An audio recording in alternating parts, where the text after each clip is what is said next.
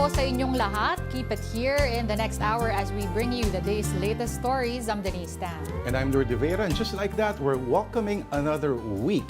So let's start it right with a generous serving of Afternoon Delight.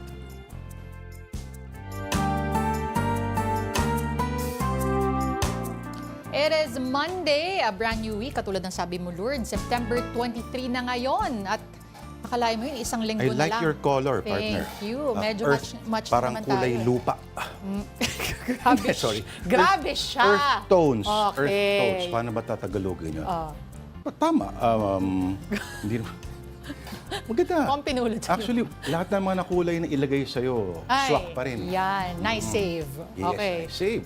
Kung sa akin ilagayan, para akong deboto. Okay. Konting maroon pa. Okay. Ayan. Sige, ito ang highlight ng ating araw is our delight of the day. Ito, request ng ilang viewers natin. Sabi sa inyo, nagkakatotoo sashimi. Meron ba nag-request sa viewer yan? Meron. Parang wala naman. Meron. May nag-request natin ng ribeye steak. Hindi pa rin May pinagbibigyan. mashed potato pa nga nakalagay dun Baka yung mashed potato lang ang ibigay doon. Delikado yung mga ganyan. Pero, Ikaw ba ay mahilig sa sashimi? Mahilig ako Tita sa sashimi. Denise. Oo. Okay. Obviously, Japanese ang sashimi. Pero alam mo, sa lahat ng mga coastal cultures, of course, may kanya-kanya tayo, well, iba-ibang ano nga lang, pero yung talagang aktual na hilaw, no? Tayo kasi lalagay pa natin sa suka yan para maluto ng konti. Pero may version ba tayo ng parang closest to sashimi? Parang wala ata. Oo. Alam ko lang yung sinasabi mo, yung sa suka. Diba? Pero sa totoo lang, kung sariwang-sariwa talaga ang isda, hindi mo kailangan ng refrigeration, hindi mo kailangan ng anong paraan na ilalagay mo pa sa vinegar or what not. Ano? Kasi yan mismo yung kailangan fresh talaga siya. So matindi ang demands talaga sa sashimi. Tikman mo ba? Ang lineup natin, may salmon, tuna, tamago, which is egg. We have shrimp and crab sticks. Tapos ito, ano ba to? Cucumber. Cucumber. Okay, so maganda yung sinabi ng isang food critic or food historian. Sinabi niya na sa Amerika, mahirap paniwalaan pero tutuusin mo, fairly recent lang din. 80s lang nagkaroon talaga or tinanggap ng American culture ang sashimi, ang mga sushi. Well, Japanese, for that matter, kasi kailangan nila makipag-interact sa mga executives sa mga Japanese. So napupunta rin, pero naging status symbol na rin yung appreciation for Japanese cuisine. At ang ganda na sinabi niya, so kung tutuusin mo, yung flavor spectrum daw talaga ng Japanese food ay talagang alien na alien sa Western palate kung tutuusin mo yung idea ng raw fish with soy sauce, tsaka yung wasabi. Diba? Kahit sa atin, medyo alien pa yung kombinasyon na yun. Pero yun, ang interesting lang at nag-evolve pa rin at may mga Japanese-inspired na fast food na maaring iba na ang preparation ng ganito. Tuna ka ba o salmon? Salmon. Appear tayo. Shake, tawag nila dyan. Bakit mas salmon ka? Kasi medyo takot ako dun sa tuna. Bakit ka takot sa tuna? Certain reactions of the body. Gets. Oo. Baka ito dapat wag ka na rin. Doon ka na lang sa tamago. Grabe ka. Tsaka pick. Kung tutuusin mo, kung closeness to the source lang ang usapan dyan, mas fresh ang tuna. Kasi mas galing sa tubig natin yan. Wala namang salmon sa Philippine waters. It's cold water fish. So kung ako sa'yo, dito ka na lang. Sige. Sige, papagbigyan na kita. Anong sistema mo ba pag kumakain ka ng sashimi? Ikaw ba yung tipong binababad mo? Ay, hindi. Tap lang ng konti. Tap lang ng konti, tama yan. Pero nakakita rin ako ng mga lasing na hapon na wala nang pakialam na ginagano lagay na lang ng lagay. Feeling ko hindi hapon yung mga turistang Speaking of babad, ito, maganda-ganda kung mababad at makausap natin to, magbibigay sa atin ng storya. Sino? We have Ria Fernandez on the line right now. Pag-uusapan natin yung paglipat kay dating Bamban Mayor Alice GUO sa Pasig City Jail. Pero bago yan, nakitaan daw ng suspected lung infection si Miss GUO. And for the details, kausapin po natin ating News 5 correspondent, Ria Fernandez. Okay, Ria, ano na ba update sa confirmatory test sa dating mayor? Lourd, sa interview natin sa abogado ni Alice GUO dito sa Pasig City Jail na si Attorney Nicole Hamilla, unfortunately, hindi pa pala nakukunan ng saliva specimen ang dating alkalde ng Bamban Tarlac. No? So nakahold pa rin siya sa loob ng Pasig City Jail and may latest development. Ang latest development is may inilabas kanina lamang nakautosan ng Pasig RTC, Branch 167, na pinapahold in abeyance o hindi mo na pinatutuloy yung paglipat sana mula PNP Custodial Facility dito sa Pasig City Jail. Kaya lang, as we all know, kaninang umaga, 9:33 a.m. ang official time of turnover ng PNP sa BJMP kay Alice GUO. Kaya sa mga sandaling ito, most especially ang PNP ay naghihintay ng clarification mula sa korte para malaman kung saan ba dapat i-commit muna si Alice GUO. Ngayon, baka matanong niyo bakit biglang may ganong order ang korte, no? Nung weekend, after ngang magpiyansa sa Valenzuela Court si Alice GUO para dun sa 2 counts of graft niya, siyempre pinalaya na siya. And ang pending warrant of arrest niya na lang noon ay yung sa Pasig RTC in relation naman sa kanyang qualified human trafficking case. So at that time, meron ding commitment order ang Pasig RTC na dapat ikulong si Alice GUO dito nga sa Pasig City Jail Female Dormitory. So bilang isa sa mga legal remedies ng kampo ni Alice GUO ay naghain sila ng urgent motion sa korte na manatili na lamang si GUO sa PNP Custodial Facility dahil sa umano'y banta sa kanyang seguridad. Lord, Denise? Okay, so palinaw lang, ano, kapag napatunayan na positibo sa, let's say, sa tuberculosis, ano yung magiging proseso? Okay. Sa ngayon, i-set aside muna natin yung latest development doon sa court order na i-hold in abeyance muna yung kanyang paglipat dito sa Pasig City Jail, no? Kasi definitely nasa Pasig City Jail custody na siya. So just in case na magpositibo yung kanyang sputum test sa tuberculosis, ang malinaw is most likely kailangan i-treat muna siya doon, i-hold muna siya sa isolation facility kung saan kasama niya or makakasama niya yung 3 inmate na nagre-recover mula sa TB. Pero once na mag-negative naman yung kanyang sputum test, ay agad siyang ililipat doon sa tinatawag na cell number 3. Yung cell number 3, ang original capacity daw noon for inmates ay mga nasa siyam na PDL lang. Pero overpopulated na ang Pasig City Jail at yung cell number 3 from originally 9 ay as we speak, nasa 43 PDL daw ang nakakulong doon. Okay, Ria, bukas naman ay may hearing ulit ang Senado. Ano naman ang plano ng kampo na ni Alice GUO? Hinihintay lang natin yung magiging direktiba ng korte. No? Tandaan natin na sa ngayon, 2 korte na yung kumbaga may jurisdiction kay Alice GUO. Una yung Valenzuela RTC. Well, nag-bail na siya doon. So technically, naka-avail na siya ng temporary liberty para doon sa 2 counts of graft niya. Ngayon naman, itong Pasig RTC ay para doon sa kanyang qualified human trafficking.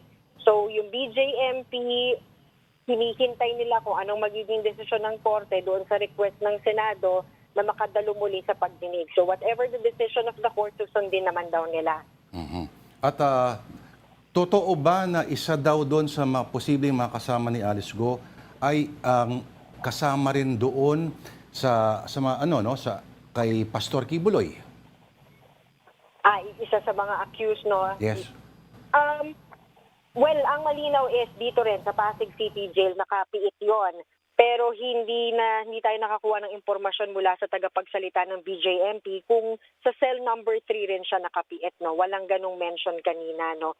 So basically, most likely baka hindi sila magkasama sa iisang selda.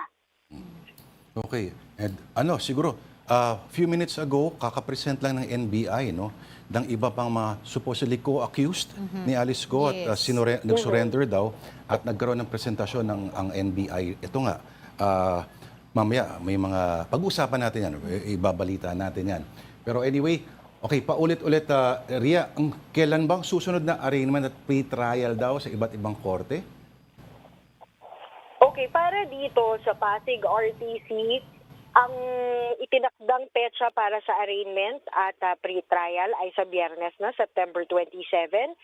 Isinabay na rin doon ng korte yung pagdinig sa urgent motion ng kampo ni Alice GUO para nga sana ay manatili siya sa PNP Custodial Facility. So, invited ng korte ang hindi lang ang PNP, hindi lang ang kampo ni dating Mayor Alice GUO, pati ang BJMP.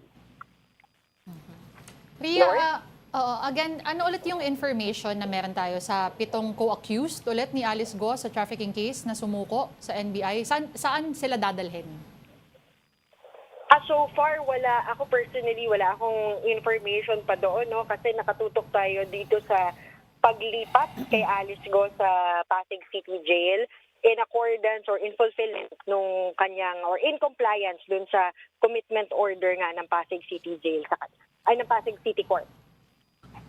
Alright. Salamat sa information, Ria. Maraming salamat. So, yan po ang ating News Hub correspondent, Ria Fernandez. Ito lang, singit ko lang yung mga pangalan, ano?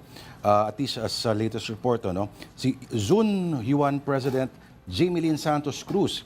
Okay, treasurer din ng kumpanya ay si Juan Miguel Alpas, Roderick Paul Bernardo Pujante, Hongshan President Chief Executive Officer Thelma Barogo Requiro, Hongshan Treasurer Rita Sapno Uyturalde at Rowena Evangelista ni Rachel Joan Malonzo Carrion. Okay, nag-surface daw sila supposedly, ang claim nila is to clear their names. At ilan sa mga nag-surrender daw are claiming that they do not personally know GUO. At ang nag-ask lang daw sa kanila si Jeremy Santos, yung husband ng Chief of Staff ni GUO, no? When she was still Bamban Mayor, para i-clear daw supposedly yung names nila. So abangan natin yan mamaya. Okay. Definitely a story we will follow. But for now, let's see some stories on social media. Unahin natin on One News. Pag-asa says, expect longer nights. Nako. Longer nights, ibig ba sabihin yan, mas malalamig na nights? Teka, yan ba? Napapakita natin. Ayan. Yan.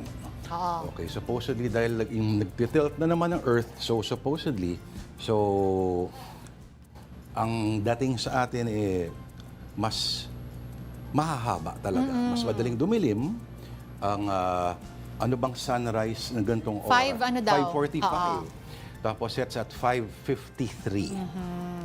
Yung refraction supposedly sa atmosphere.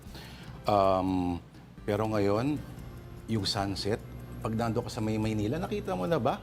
Ano? Baduy na eh. Bakit baduy? Dahil doon sa mga reclaimed areas, so parang, sa bagay reclaimed din naman yung kinakatayuan ngayon. Pero reclaimed long time ago, pero ngayon parang sisirain nila. Wala ning the fields. Yung supposedly world-class nila sunset. Yan. Ito, ang cost daw nito is the country is moving towards a winter solstice. So that starts around the 3rd week of December. So, i-ready na ang mga lugaw. Colder weather. Expect colder weather na nga daw as we are already transitioning from the southwest monsoon to the northeast monsoon. Kanina nga, lamig na ako eh. Ngayon po nga lang, lamig na lamig. Ang gusto ko maranasan yung sa mga sa mga northern countries talaga na yung ilang araw hindi bumababa. Yes. Hindi bumababa yung araw, minsan hindi rin lumalabas yung araw. Yun yung mga bumibili na sila ng artificial light. Yes. That mimics the sun. Yes. At interesting yun na yung epekto talaga sa physiology natin.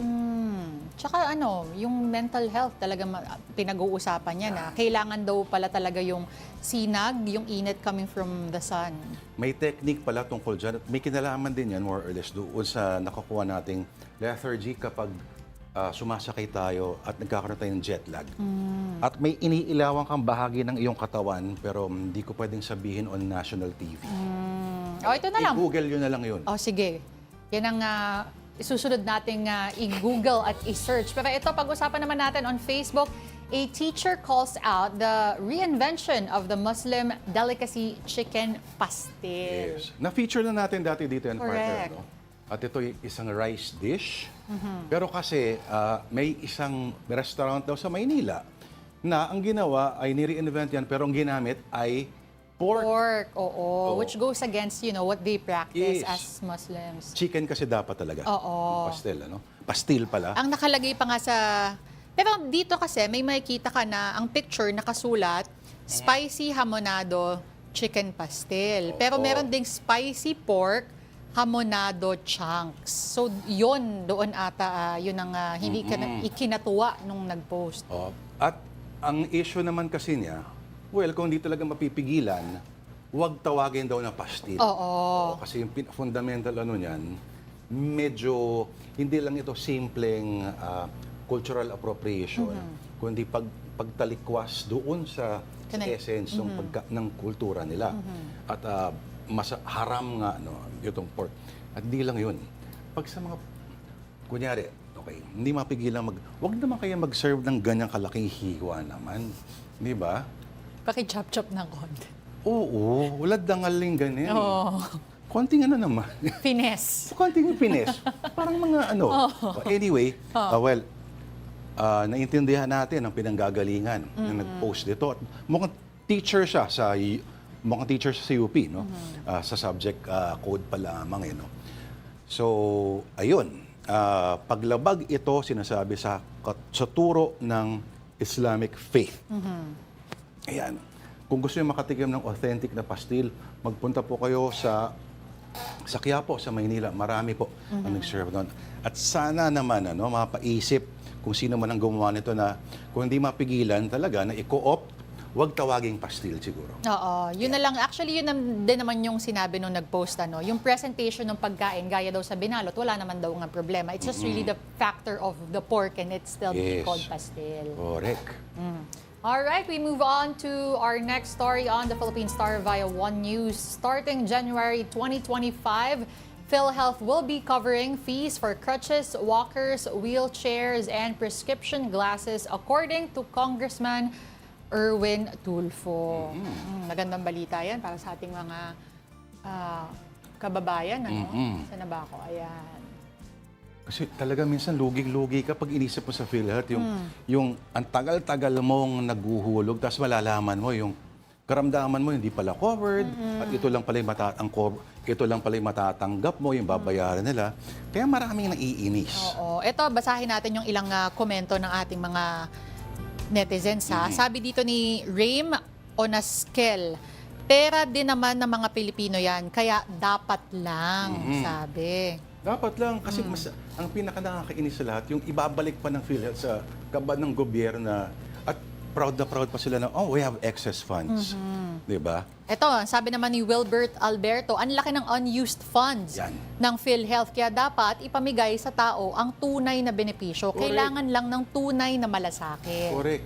May sistema dyan. At hindi lang yun, wag dapat gamitin sa kung ng investment kasi hindi naman ginawa para sa ganyan ng PhilHealth. At ito nga yung isa sa mga panukala supposedly ng board na para mas makapag-raise pa ng mas maraming pondo ay ipang-invest at paikutin supposedly yung pera. Hindi naman ganyan para sa health yan ng mga kababayan natin. So, may batas na tayo pero yung praxis, yung application leaves so much more to be desired. Now we desire the story. We want to talk about this on Reuters' latest stories on the U.S. presidential campaign. First headline, Harris gaining ground on Trump TV network poll show. I'm sure, hindi Fox News ba yan?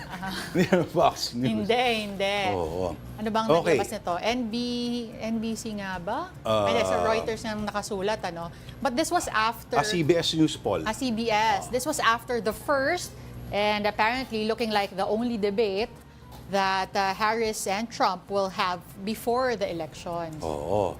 Medyo... 5 percentage points. So, NBC News poll at CBS din. Okay. So, Harris leading Trump by 4%, sabi ng CBS. 5% naman sa NBC. At syempre, sasabihin ni Trump, all these all these news organizations, all these stations are against me. Ayan, may lumalabas tayo na na tweet coming from, pakita natin from Kamala Harris. may lumabas kanina na parang I accept a second debate. Ayaw na ni Trump eh. Too late for that na raw. Correct. Style. So another headline. At sasabihin niya, it's 3 persons against 1. Parang nung fina-fact check siya, sinasabi niya, kakampi daw ni Kamala yung The panel. yung mga moderators. Anyway, mamaya may makakausap tayong PhilAm. At pag-usapan natin yung US election sa 42 days to go na lang ba? Lapit na talaga. Interesting talaga ito. No? At interesting kasi ito ba ay na-factor in na ba rito yung sinabi ni Trump na Haitian immigrants eating dogs? Oo nga eh. O kung na-factor in, kung hindi pa na-factor in, posible ba mas mababa pa yung susunod Pero polling? syempre, nababalitaan natin is parang ganyan nga yung nagiging trend, no? Even, kasi neck to neck bago yung debate. Pero parang sinasabi nga na ngayon, according to the polls, na bumababa at nakita na rin naman natin, again, 5% sa yun? Percentage 5% points. sa NBC, 4% sa CBS. Ayan, so another Fox, headline. sa Fox News. Yes, as well. Related pa din dito. Trump says he will never run again if he loses in November. Naniniwala ka dyan? Sabi niya, that will be it.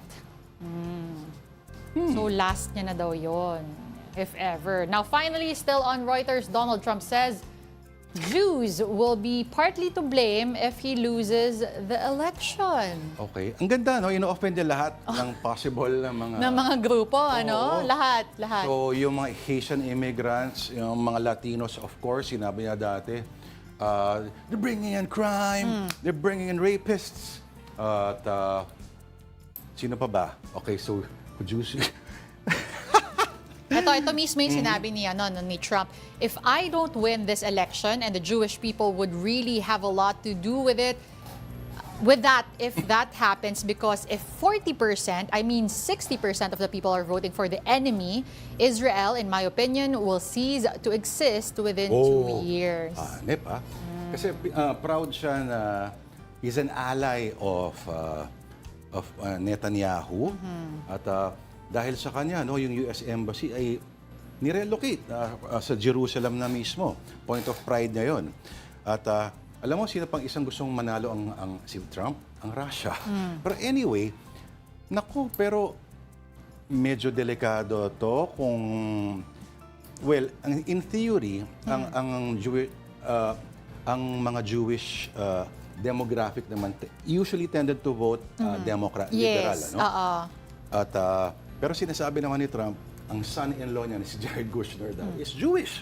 Kaya nga in-appoint niya for Middle East Affairs. Tapos may banat siyang ganon. Oo, medyo weird lang kasi parang baka may observation ng maraming na medyo nagdi-disintegrate na si Trump. Actually, also considering bigyan natin example, sa Pennsylvania, which is considered a crucial battleground, there are over 400,000 Jewish people. Sabi nila, in a small shift like that, in a Jewish votes, pwedeng dun magkatalo come the voting or the elections rather in November. You'll never know. Tingnan natin. 42 days ago, marami pang pwedeng mangyayari. Ano naman kayang lalabas sa bunganga ni Trump? Okay, binabati po natin lahat ng nanonood ng Afternoon Delight via live streaming on Facebook, YouTube, and TikTok. At sa tatay ko na mapapanood ito mamayang 11 p.m. Tay. Okay? Abangan po natin mga kapatid. Binabati po natin. Sino ba itong mga... Silip din ako, ha? Unahin ko na si Alex Fuentes. Kung nakikinig ka ngayon, Alex Fuentes, hello sa'yo. At kung nanonood pala si Richard Hidarian, thank you, bro. Hope to talk to you again. At sino pa dyan? Tita Denise. Ito, si Ralph Domingo. Alam mo, avid viewer natin to, ha? Nakalagay, have you tried Gotong Batangas? Ay, ito. Batanggenya. Yes, ako. Gotong Batangas. Sabi niya, not the actual goto. Ano yun? Not the actual goto. Ano ibig sabihin? Ay, ito, teka lang. Si Marinel Canayong Butor. Pa-shoutout po. Hello, Marinel. Hello, Marinel. Sabi ni, let there be light. PhilHealth excess money is a result of inefficient use of the budget. Dapat tanggalin yung mga heads ng PhilHealth. Tama ka dyan. MV, kilala nyo si Nika, hanapin nyo. Blind siya, nasa position siya. Alex Manansala, Happy Monday. Sino pa? Reynaldo Santos. O pag na-boring yan, mag-autograph lang yan ng mga kasama niya at mantakal lang yan. Malamang, bastonera siguro position niya. Si Alice GUO ba binabanggit niya?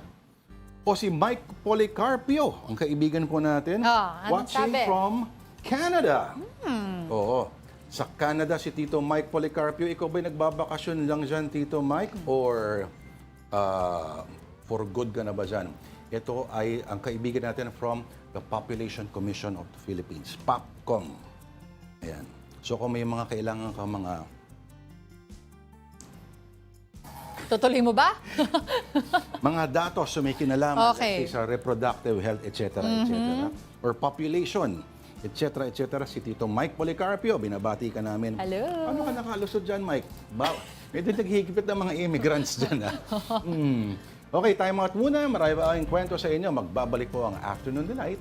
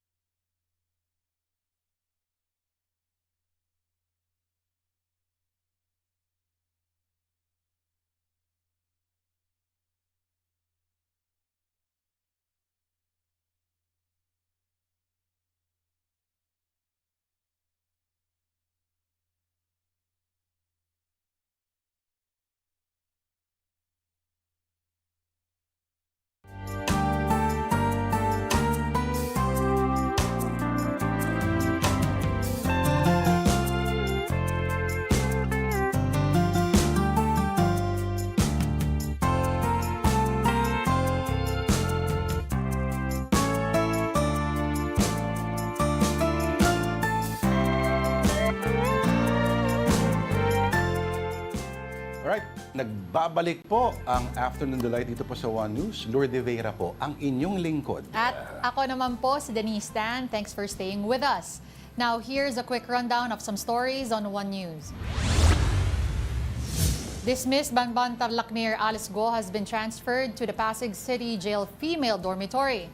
However, the Pasig City RTC issued an order to hold the transfer of GUO after a request from her camp to stay under PNP custody. Prior to this, authorities said a suspected infection was detected in her left lung. GUO will undergo a confirmatory test and has been placed in an isolation room. Meantime, 7 of her alleged cohorts in her trafficking case have surrendered to the NBI. Transport groups Manibela and Piston are holding a nationwide strike to once again protest the Public Utility Vehicle Modernization Program. But Transportation Secretary Jaime Bautista pointed out that majority of PUVs backs the program with more than 83% of them already consolidated. The Philippines will deploy Coast Guard and naval vessels to Escoda Shoal. This comes more than a week after the country withdrew BRP Teresa Magbanwa from the area. The government, however, did not disclose specific details about the ships involved. President Bongbong Marcos has signed into law the Magna Carta of Filipino Seafarers. Republic Act 12021 guarantees equal opportunities in the maritime industry and ensures access to education, training, and development for all seafarers. All right, over in the United States, where the election is happening in about 42 days or so, there's a new finding on how presidential aspirants Kamala Harris and Donald Trump are approaching major issues about the economy. And here's a story from the Associated Press. There's a big new finding in the new AP NORC Center for Public Affairs poll. Neither candidate has a decisive edge on the economy. About 4 in 10 say Donald Trump would be better on the economy, and about 4 in 10 say Kamala Harris would be better on the economy. Both candidates approach this issue differently. Donald Trump sees the economy as growing from tax cuts for businesses and the wealthy in order to generate more investment. He also sees tariffs as key for increasing manufacturing jobs in the United States. By contrast, Vice President Harris wants to make the middle class a priority. She wants to see higher taxes on companies and the wealthy in order to pay for tax breaks and programs targeting the middle class. In many cases, we see a spread on the issues in terms of which candidate might do better. Most U.S. adults looked at Trump and said he would be better on immigration, but they looked at Harris and said she would do better on issues like healthcare, guns, abortion, and climate change. What all of this tells us in the bigger sense is that the things voters care about actually cross over into how they think about the candidates, how they process what the candidates are saying. When we talked to the respondents of the survey, so many of them said one important thing, that they understand it's a major decision for the country this year. They understand the stakes in November's election, and they're prepared to accept them. All right. Now, sharing her insights with us today is Genevieve Villafranca Jopanta, the co-chairperson of Filipino Americans for Harris Walls 2024. She is also a government and international affairs consultant. Thanks for joining us live this afternoon, Genevieve, Lourd, and Denise. Thank you. Thank you for having me today. It's an honor. Love the outfit. Thank Is that you. here, or did you bring that with you from San Francisco? It's actually custom. My tita made this. Oh, wow. Yes. Not bad. All right, so you've been with the, of course, Democratic campaign. Yes. And the San Francisco's tended to traditionally vote, liberal. Well, it's interesting because our previous interview last week, we had a Filipino Republican as an interview subject. It's very interesting. He's from Kentucky. Right. Okay, so so many conflicting data. Are there more Pinoys voting for Kamala or more Pinoys voting for Trump? I would say that there's a lot of increased support for Kamala, especially since she has been the presidential nominee and since Tim Walz has been the nominee as well. We're seeing a lot of people cross over. Currently, the polls, I just checked, basically supporting Kamala at 49%, where Trump is at 45%, where most of the battleground states are supporting her, and that's out of 7 of the battleground states. 2 of them, Georgia and Nevada, just flipped, over just 0.2 to 3 points in her favor in the last 2 weeks. So you're seeing a shift in support there. I think in Filipinos, I also see that there are Republicans for Harris. So we have Republicans reaching out to the Filipino American Harris Walz campaign, wanting to support because they don't feel that Trump represents their values. So we're seeing a lot of that. Okay, Genevieve, I want to Sure. ask you, because you were talking about just the flip and the increase in percentage for Kamala Harris. Why do you think that shift happened? What caused it? What triggered it? And if somebody were to ask you why they should vote for Kamala, what would your answer be? Well, I think it's just foundational basics, right? We're interviewing people for a job.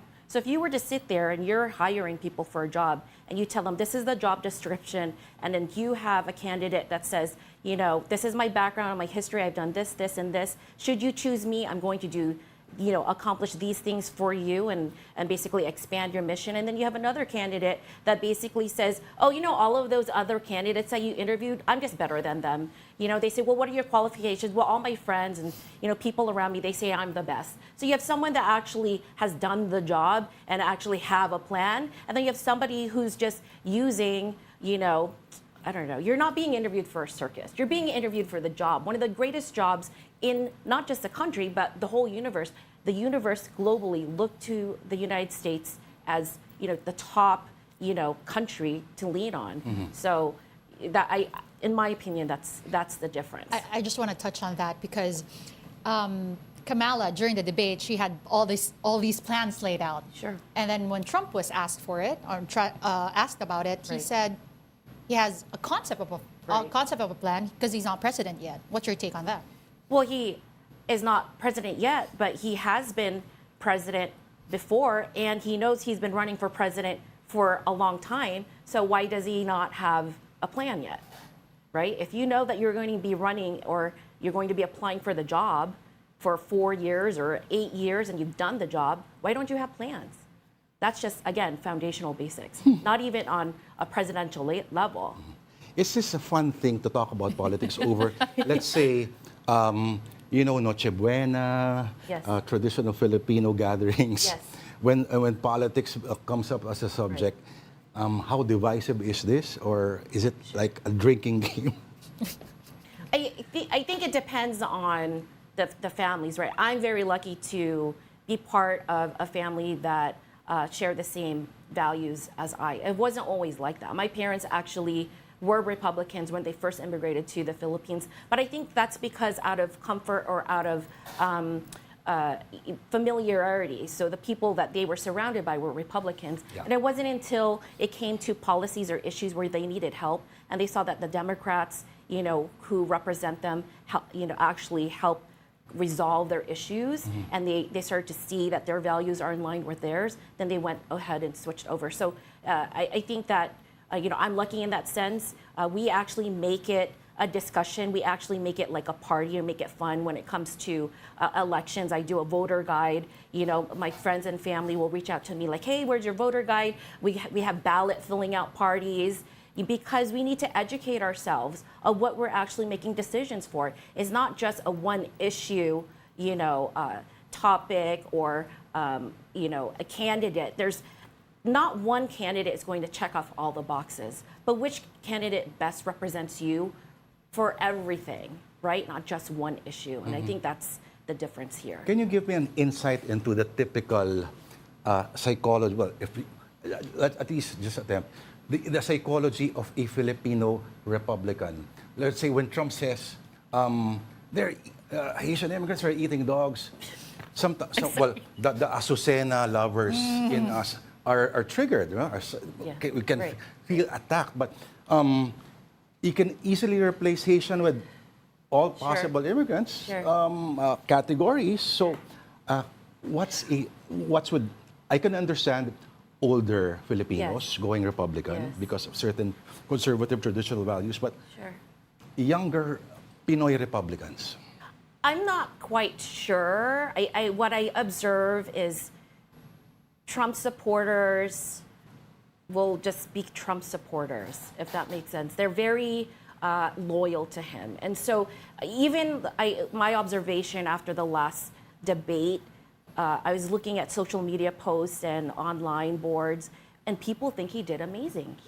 They really think they did amazing. So I think when you look at somebody, you support them, you have this bias, right? I call it blind loyalty. So when you're loyal to that person, you're blind to all of their faults. You just want to support that person because for whatever reason, they support what is important to you, whether that's one issue or it's the way that he postures himself and what you think a leader should, you know, carry himself or do. I'm unsure as to. Really? Yeah. I think that's called a cult. That's cultish behavior. Sorry, I just said. Yeah, no, it's okay. Before she asks anything, Sure. are you a gun owner? I am not a gun owner, but I do have a hunting license. And not that I hunt, but I did that on purpose in the sense of, the work that I do is predominantly male driven. So I did it as a woman of color to not be left out, because they would say, Genevieve, you don't know how to, you don't know how to smoke cigars, you don't know how to play golf, you don't know how to drink whiskey, so you can't go to these meetings. And so for me to be at the table, I have to be in those spaces so that way I'm not left out. So that it was a strategy. Okay, speaking of strategies, actually there was from a political strategist view, they're suggesting that many American voters are now tuning out of the campaign altogether. Just your reaction? I don't think people are tuning out. I think people are actually tuning in. There's many people who have reached out to me who have not been political at all that want to be part of the election, right? Phil Lambs for Harris Waltz, we were at the Democratic National Convention in Chicago. We had over 100 people sign up after our kickoff on July 30th to participate. They're going to Chicago on their own time and dime to be part of something that they've never been part of before. Like, that is the holy grail of being Democrat, is to go all the way to the Democratic National Convention. And so you have people who have never been political before that want to get involved, they want to donate, they want to host fundraisers, they want to learn how to knock on doors and do voter registration, whatever they can, because this is very important to them. They don't want to go back. How important is this, would you say, this coming elections compared to the past ones? And how is this gonna affect the Filipino community back in the States? They're saying that it's the most important election in our lifetime. Do you agree with that observation? Absolutely, absolutely. I don't want another last 4 years. I think that it was spewed with the rhetoric of hate, and I think we need to be in a position, and we need a leader that doesn't tolerate hate and doesn't promote hate, right? We saw a lot of that through the pandemic and how it was mishandled and how it was blamed on, the Asian people, and then how that broke out into, hate, right? I'm a basically product of this. I'm a survivor of that violence. I was robbed at gunpoint, and you hear about violence happening, and people just say, "Oh, that happens." You look at mass shootings, right? There's another one recently. So far, this country has had 432 mass shootings, and that is just. You shouldn't just tolerate that, like, oh, that's just everyday life. My niece is a teacher, a brand new teacher, just graduated, and I asked her, hey, do you have to do active shooter training? Teachers should not have to do that, and parents should not be scared to drop their kids off at school. That should not be a fact of life. Okay, is there any sort of paranoia or any fear on the part of the Democrats? Like, let's say what happened during Obama was you had the backlash, you had the Tea Party, like something like the Tea Party expanding after Obama as a reaction, How do you see something like this similar happening? Should Kamala win? Thank you. That typically is a natural reaction to any time a party loses, right? Because they lost, then they revamp their party to make sure that they win the next time. So that typically happens whether it's a presidential campaign or a local or federal campaign. And so, and I think because his followers or supporters really thought that they won, right? And it's only recently that he admitted that he did lose. That of course they're going to do whatever they can to hire the leader that they think that best represents them and best executes the policies, protections, or non-protections of people outside of themselves. You want a leader that represents everybody, not just a small portion of the population, but right? I think going to the mind of those people, they think that you're going to replace us, referring to old white American males, whose definition of MAGA, the MAGA crowd, the typical white male macho with his guns. The backlash, is it true that they say that a Filipino is basically liberal until he or she gets his citizenship and then becomes conservative and hates immigrants all of a sudden? I haven't heard of that. I haven't seen data like that, but I think that, I've seen, I think I question and I sometimes wonder how Filipinos who are immigrants, right, and then get, like you said, get their citizenship and then choose a way that is not immigrant friendly, right? Choose a way or choose a candidate that would deport people that was someone just like you. That was you. Yeah. So now you're a citizen and it doesn't matter. It's basically it's a joke.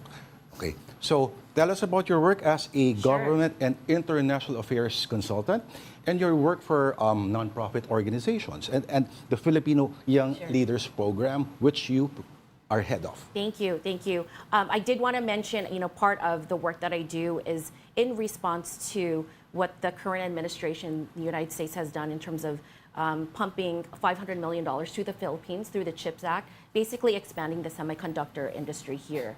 So what I currently do as a government affairs and international affairs consultant is I work with organizations like the Apple Diep Foundation that work towards workforce development around electric mobility. So, Apple was part of the Biden trade mission earlier this year with Secretary Raimondo. They established an MOU with the Asian Development Bank to basically establish a center of excellence to be able to train and skill and upskill current technicians around e-mobility infrastructure, because that's going to be the future. So let's prepare our current workforce and develop them so that way we're able to expand the workforce, but also be ready for what's to come, right? And part of that, everything that we use, smartphones and cell phones and computers, all have a brain in that. That's a chip, and that's through the semiconductor business. And so we need to help expand our current operators here in the Philippines, so that way we could have the manufacturing and the design in our own backyard, and not just be basically outsourced from other countries. We have so many talented people here in the country, but I think we need to do better in terms of posturing ourselves as leaders and not just keeping our head down and doing the work. Is that same stuff that they use for Jewish space lasers, right? Everything. Okay. I thought that was a real thing. Sorry. They probably can't do it. They probably can't do it, but okay. So thank you very much. So many things to discuss, but it's a pleasure having you over. Genevieve Villafranca, Joe Panda, the co-chair of Filipino Americans for Harris Waltz 2024. Thank you. Thank you so much for having Would me. you like to greet some of your kababayan in Ilonggo? Mayong hapon sa inyo tanan mga Ilonggo. So nice to see you, and I'm very proud Ilongga. Thank you, Gid. All right. Thanks again for joining us. Thank you. Now, you're still watching Afternoon Delight on One News. Time for another breather. We'll be right back.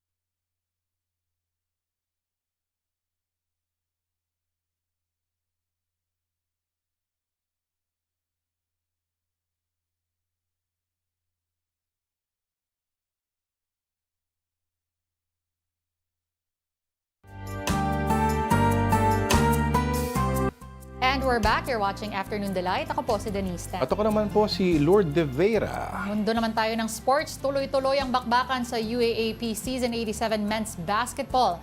Here's the wrap from Mobile Journal, Denise Valdesancho.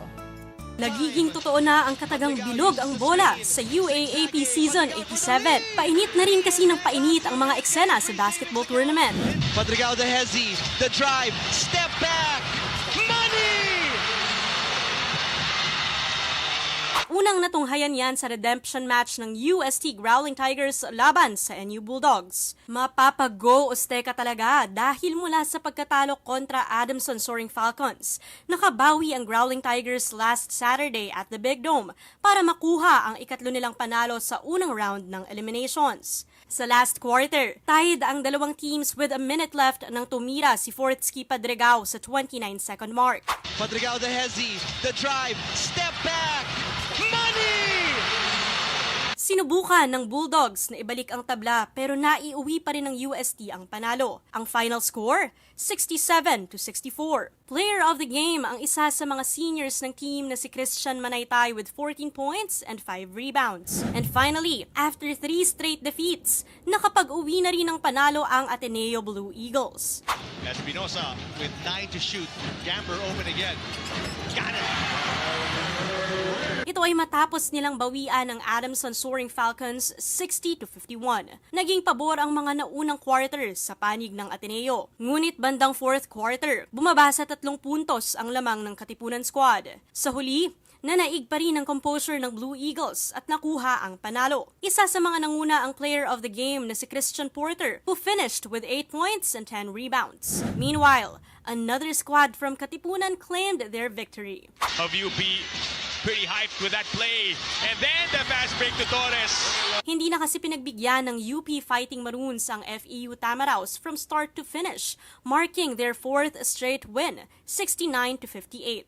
Quentin Meliora Brown took the charge and was the player of the game after finishing with a double-double of 11 points and 13 rebounds. At mas umiinit pa ang mga kaganapan sa UAAP. Pinatikim ng UE Red Warriors ang defending champions na De La Salle Green Archers ng una nilang talo. Sa huling quarter, lumiit ang lamang ng Red Warriors by 2 points. Ngunit tinapos ni John Abate ang laban after 2 successful free throws, ending the game with a 75-71 win.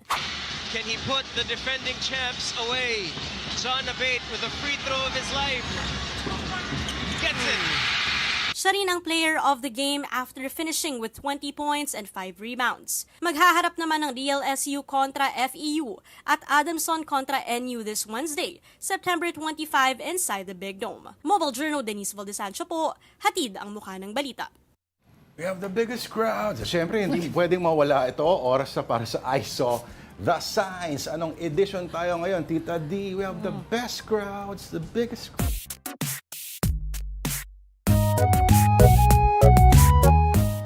Alright, ito yung I Saw the Signs Cited sa Kalsada Edition. Unang-una ito, Tita Denise. Okay, this is from the Akbayan Party Facebook page. Nagpaskil ang grupo ng wanted leaflets ni Attorney Harry Roque na ngayon ay pinaganap ng polis dahil meron ng detention order from the House Squad Committee. At sabi naman ni Attorney Roque sa pagpaskil ay cheap political stunt. Tignan mo naman ang nakasulat dun sa pinaskil sa isang poste. Ano nga ba yung mga nakasulat? Okay, Ayan. sabi wanted. Hindi. Ang mas malupit kasi yung juxtaposition eh. Yung nasa taas, pakibasa Tita Denise.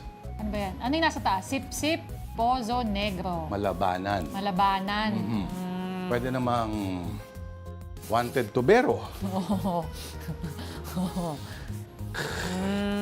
Ano sabi ni Roque? Cheap political stunt. Cheap political stunt. Ano pa yung mga pwedeng i-juxtapose? Pozo negro. Oo. Okay.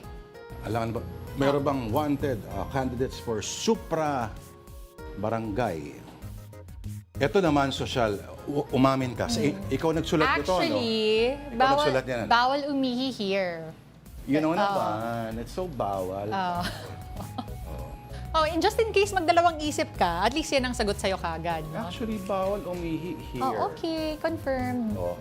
Pero may actually pa talaga, no? At may ellipsis pa talaga. Hindi kaya nga eh. Pagka nagdalawang isip ka, tapos iisipin mo, yan na yung sagot kagad sa'yo. Correct. Pero ang lagi kong argument dyan, nakailang ihi na ang kailangan mangyari para ilagay nila yan. Oh. Di ba? Kasi sa 2 beses, okay lang palalampasin mo. Pero ilang ihi ang kailangan mangyayari para maglagay ka ng ganyang puso. Ihi lang yan. Oh. Hindi pa yung Nako, mga bawal. Nako! Ano ba Okay, yan? third and last photo. Seen sa C5 bagong ilog ng isang netizen. Message from a certain Eli San Fernando that says, ingat po sa biyahe, tatakbo kasi ako sa eleksyon.